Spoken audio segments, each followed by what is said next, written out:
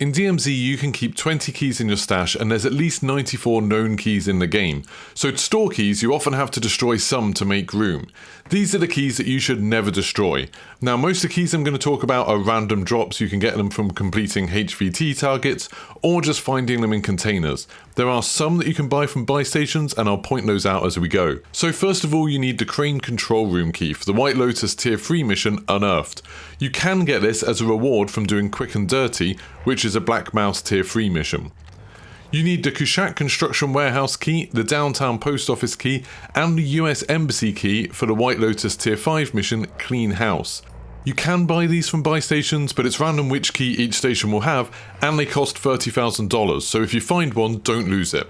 You can get a free US Embassy key from the Black Mouse tier 5 mission, The Client is King, and a free Kushat Construction Warehouse key from the White Lotus tier 1 mission Convenience, as well as, weirdly, the tier 3 mission Unearthed.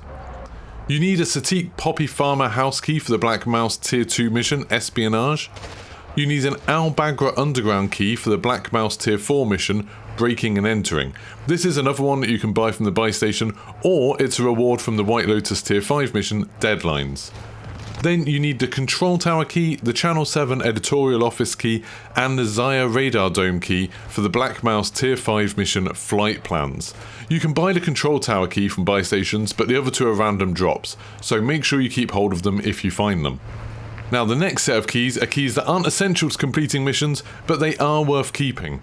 So the Sour Crypto Mining Farm key is a place where there's very likely to be a GPU spawn, which you need for the Black Mouse tier 2 mission Custom Hardware, so if you find one of those it's definitely worth hanging on to.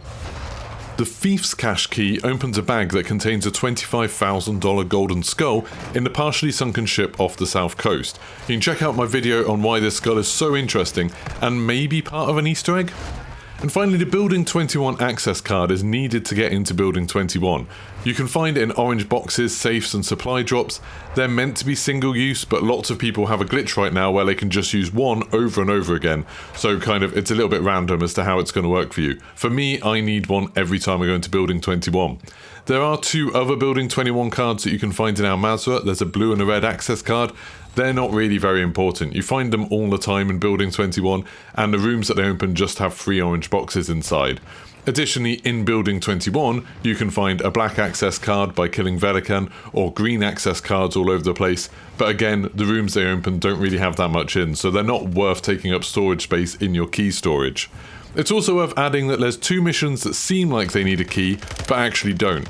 So Good Fortune for Legion Tier 3 asks you to unlock room 302 on the top floor of the Sour Hotel, but to be honest you can just climb onto the roof and then drop in through the skylight and then open the door from the inside, and that will count to unlock it and complete the objective.